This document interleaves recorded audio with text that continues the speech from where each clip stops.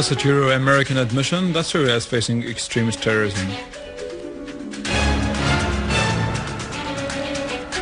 Israeli forces of occupation stormed the Dome of the Rock for the first time since 1967.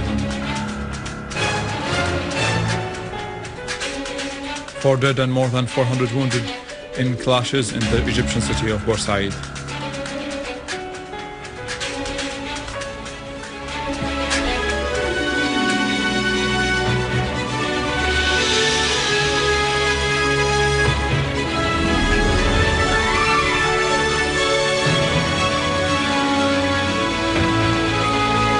Good afternoon, this is news in English from the Syrian Arab television in Damascus. In an American-European, a new admission, the American Secretary of State John Kerry pointed out that Syria was facing extremist terrorism. In what analysts described as a turning point in American policy, this admission comes within the context of Kerry's visit to the region. He stressed the necessity of dividing and differentiating among groups of Syrian opposition, yet America could not get rid of the complex of its double standards. For example, America considered al-Nusra Front a terrorist organization, but continued to support it with various means. The press office of the Kremlin announced that Russian President Vladimir Putin and his French counterpart François Hollande exchanged opinions in a telephone call about cooperation to solve the Syrian crisis. In its statement today, the office pointed out that the telephone followed the recent visit of the French president to Russia.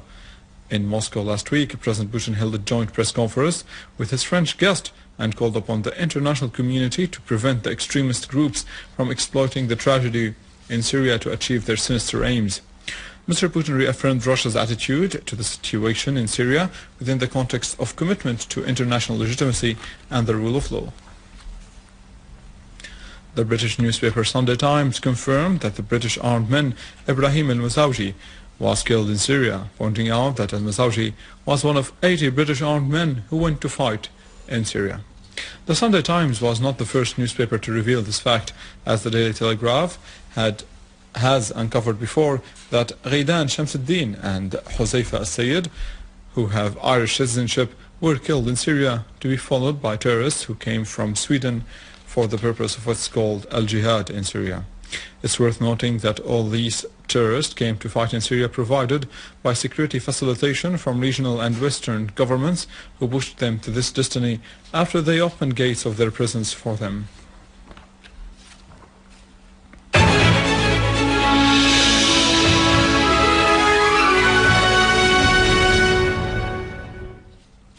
Syrian Arab Army units chased terrorist groups near the Grand Mosque and the Parliament roundabout in the countryside of Jobar in Damascus.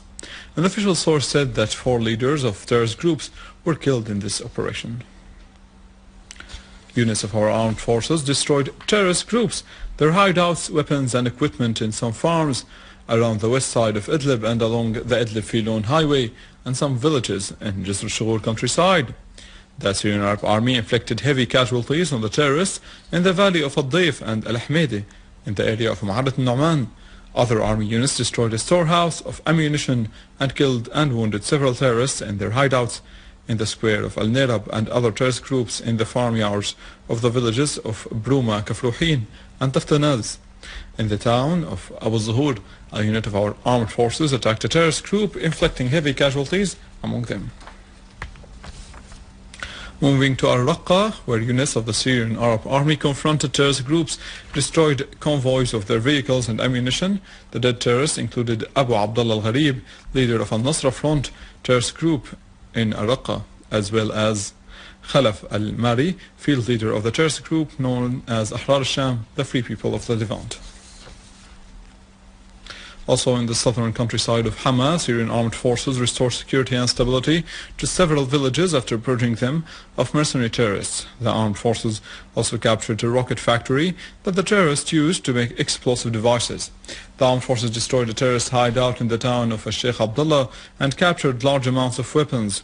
Another unit of the Syrian army restored security and stability to the town of Taqsis in Hama in collaboration with the population, who played a vital role in uncovering the places where the terrorists planted explosive devices. The branch of the National Union of Syrian Students in India held a seminar of lectures in solidarity with the Syrians against world terrorism. Several political figures and representatives of Indian parties and organizations joined the seminar. The speakers condemned the terrorist war against Syria at the hands of extremist mercenaries and gangs of organized crime, supervised by American, Western, European Zionist supporters. This war aims at destroying Syria and killing its people, thus repeating the crimes committed against Iraq and Libya under the pretext of democracy and freedom of opinion. The real aim of this war is to destroy Syria as the latest base of resistance and steadfastness against foreign hegemony. The students expressed support for Syria and its army in their effort and sacrifices to protect the steadfast homeland and to restore safety and security. The Popular Palestinian Committee of Solidarity with Syria and its national leadership organized a march in the village of Kufur Yusuf in Galilee in the occupied Palestinian territories under the motto, Syria confronting the reactionary imperialist Zionist forces. The committee expressed confidence of Syria's victory and asserted that national dialogue remained the only solution for the crisis in Syria.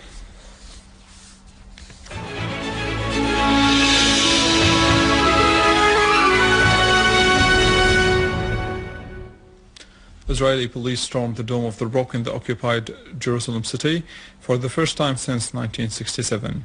Palestinian sources said 50 armed policemen took this provocative step of desecration and brought with them a member of the Israeli Knesset.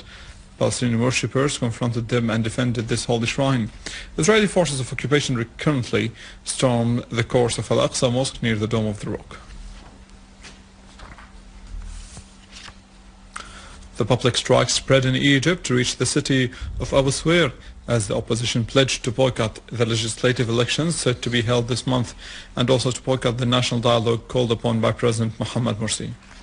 Meanwhile, 4 people were killed and 420 injured as the clashes were renewed between the demonstrators and police in Port Said after the Interior Ministry announced it will move those who were arrested in Port Said Stadium case from the building of the Security Directorate into the prison of Natroun Valley. A spokesman for the Egyptian army confirmed that a security forces soldier was killed and an officer in the army was injured in clashes in Port Said, which witnessed the 3rd week of strike. Cairo also witnessed clashes in El Corniche Nil Street near At-Tahrir Square as police used an armored vehicle and fired gas bombs against the demonstrators, injuring 5 people. Russia's permanent representative at the UN, Vitaly Churkin, said that the crisis in Libya was a preface for a more dangerous approach in the African countries, as Mali was the first victim of Libya's repercussions.